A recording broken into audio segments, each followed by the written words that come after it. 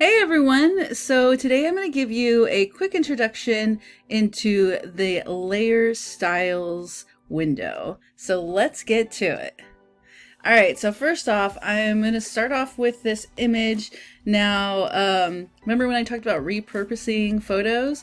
Well, this is actually one of those photos I took for the photo project. I enlarged it, I turned it, and made it work for what I wanted to. You never know when a photo is going to come in handy. So I went ahead and added a gradient map to it, and then added some text, some GRC31 text. Now I went ahead and made it gray because some of these effects are going to be a little hard to see on a white or black type of color for your text. So yeah, we went with gray. So first off, how do you get to the layer styles? So how you get there, there's two ways. You can either come down here, all the way down here to the bottom of your layers panel, click on this little FX here, and then you can pick any one of these and it will open the layer style window here. The other way to do it is to just double click on the side of any of your layers and it will also open up. So let's look around at this. So first off, we have our blending options. Now we already know a little bit about blending options. These are going to be the same blend modes that are right up here in your layers panel, but we have some more options when we open up this layer style window. So first off, we can change the blend mode to all the different blend modes that you have available already in the layers panel. And you can see all the different effects that they can create. Oh, I like that hard mix. That looks nice. And you can change the opacity here as well. And there's also the fill opacity. Now both of these are also right over here, opacity and fill. And you might be wondering, well, why would I be using the fill opacity? Well, the fill opacity is the actual text and it leaves whatever effect you've added. So let's say I had added a drop shadow. If I just wanted that drop shadow there, I can actually take the fill down and I only have the drop shadow. I don't have the color of the text there anymore. So you could do with all of these. There's so much you can do with them when you start playing with it. I just want to give you a quick rundown of what each of these do. So that's that fill there, and you guys played with the channels already when you did your glitch assignment. But just to go over it one more time, you can look at the R, G, or B channels, or two at a time or whatever. So this would be helpful. So let's go ahead and turn this back on like what you did with before. Let's make a copy of this. Oh, and before I continue, I'm going to go ahead and turn off this effect. All I have to do is click on this little eyeball here. I'm going to turn it off. I'm going to make a couple copies of this. And once I do that, I can double click here and come over here, turn off, let's say, our R and G, so we only have the B channel. Click OK. I'm on my move tool, and then I can click and drag. Uh-oh, what did I do? Oh, it's just very light. And I click and drag and move it to where I need it to be. All right, so that's one reason to use it. There's all kinds of different reasons, but we're not going to worry about that for now. This is just an intro. Don't want to overwhelm you guys. All right, so let's get back in here. I'm going to double click over here again and come back into this. Okay, so another really cool area about this is the blend if mode. So I'm going to go ahead and change this back to normal real quick. And the blend if is, you can see that there's a black to white line here, and this is all the tonalities of your image. Now there's not going to be much happening up here because under this layer, because this is just a gray layer. If this layer had a whole bunch of different tones in it, you would see something happening more. So if I drag this over, you're going to see that once I get to the gray where this is, it's just going to kind of go away. And there it is. It just kind of went away. You're like, what does this matter? Well, let's try it with the underlying layer instead. So what this does is it tells you that I don't want to blend. I don't want this to be visible in these different areas of tonality. There's not a lot of darks in my background image, so we're not going to see much of an effect till we get to the middle area. And now you can kind of see what's happening. So I'm telling it that if it's all of these areas that are darker in the image, I want it to be blended with the text.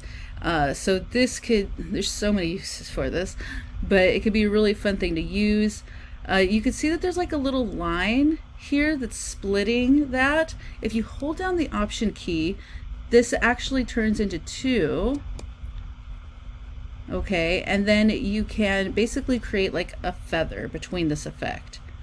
So I could pull this up and you can see that it's starting to kind of shine through. Actually, let me go ahead and change the color of the text real quick. So I'm on my text layer. I'm going to go ahead and hit T to go back to my text tool.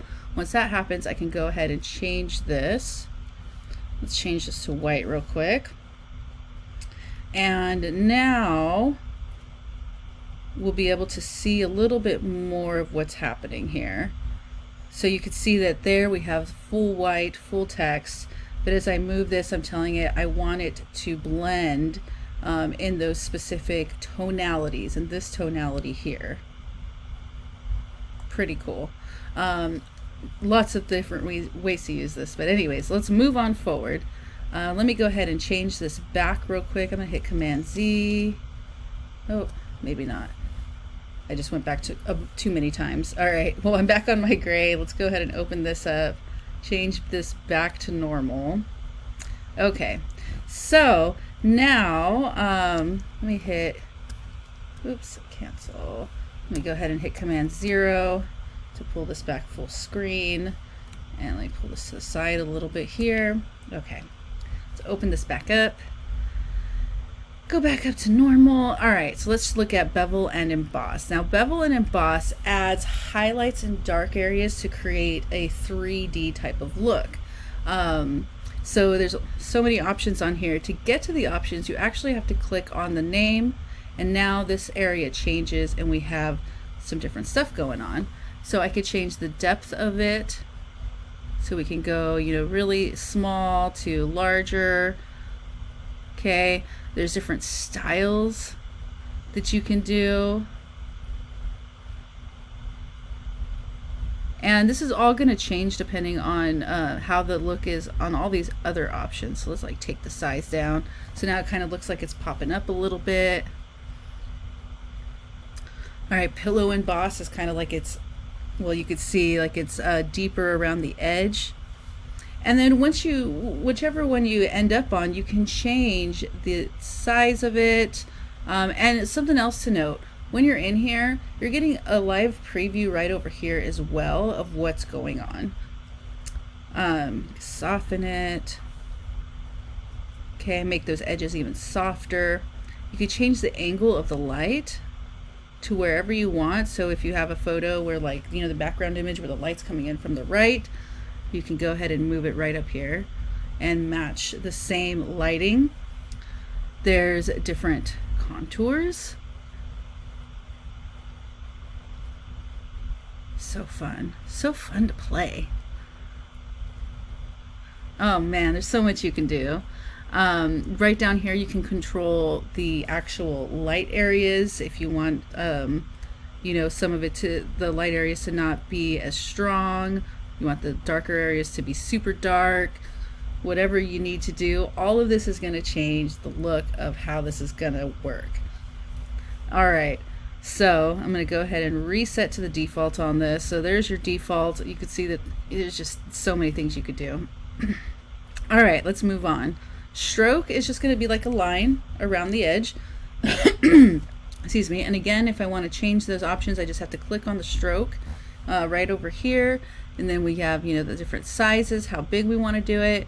We have position. So the stroke's going to be on the outside of the text, inside of the text, and then center is like right in the middle. It's like half on the inside, half on the outside. You can change the blend mode. Let's see, is this really going to make much of a difference? Not really on this. Oh, there we go. Difference made a difference. I think I'm funny. Okay, in the opacity of it, and of course you can change the color. You can even add a pattern. So if I wanted to add like this leafy green pattern instead, you could totally do that. Amazing, right? Can change the scale is how big the pattern comes off inside. So you want little leaves, big leaves. What do you want? The world is your oyster. You can do whatever you want with it. Let's see. Change the angle of the pattern. Super fun.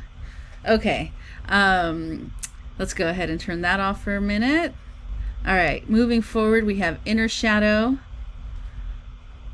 and that's just creating a shadow within the text. Okay, instead of like outside of the text, now we're getting an inside text. But the illusion is that it's outside of it. But yeah, pretty fun. Let's see. Oh wow, look at that. It's getting like this really bubbly look now. How fun. Ooh, neato. Oh, I like that one too. All right, very cool. So that's inner shadow.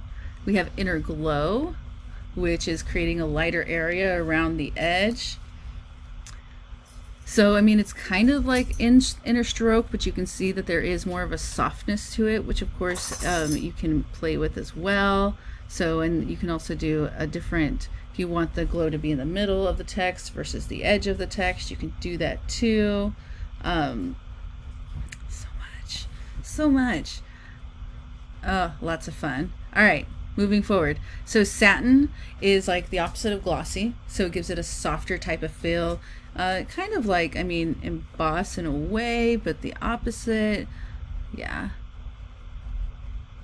So you can give it a softer type of feel and texture to that. All right.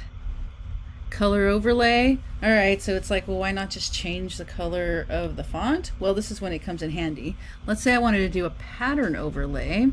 So let's turn this off for a second. Come over here to pattern overlay, and here you can choose a pattern. There's a couple of defaults in here. You can also load import patterns into any of these as well. So yeah, lots of fun. Let's see, let's try, I don't know, let's go back to the leaves, I guess. All right, so then this is where that color overlay would be helpful. You can turn on the color overlay and then change it up. So let's say I wanted to, you know, instead I want it to be like this purpley color. Let's go over here to the purpley color, or maybe more of that teal color. Let's go up here and let's change the mode. Let's try screen. Okay, not too bad. Let's take the opacity down. All right, so now we're getting like this teal leafy stuff instead. Sweetness. So that's one way to use it. Let's go ahead and turn that off. We did pattern overlay. We also have gradient overlay. And just like how, you know, we've played with gradients before, you can come in here to the gradient editor and add whatever you want. I'm gonna go ahead and stay with that because it goes with what I'm doing. Obviously, I'm really into these colors right now. They're kind of on trend anyways. We have outer glow. So add a glow to the outside. Pretty simple, right?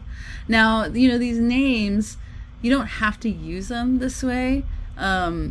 It's just a good thing to know though, because you can stack these also and create all kinds of different effects. But let's go ahead and look at this. Outer glow, and take the spread down a little bit. Actually, maybe I want a bigger size. No, I want it smaller. Okay, coolio. Now you can also add a drop shadow.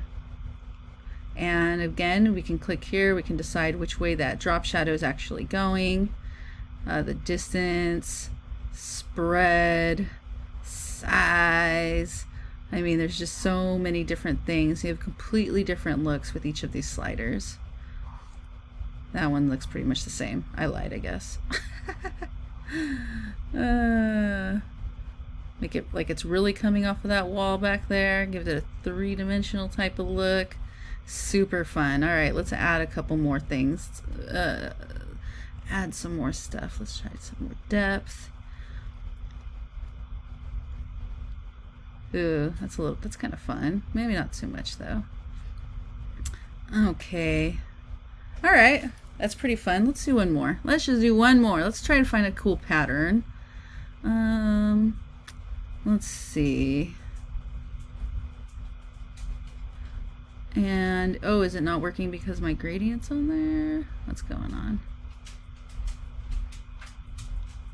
No, I guess not. Oh, I didn't know that. Okay, so that's something new that I learned too. Gradient and pattern don't play well together. Well, what can you do? All right, let's go back to this. Okay, so anyways, once you're all done, you click OK. You can see all the different effects you've done down here now. You can turn them off if you want.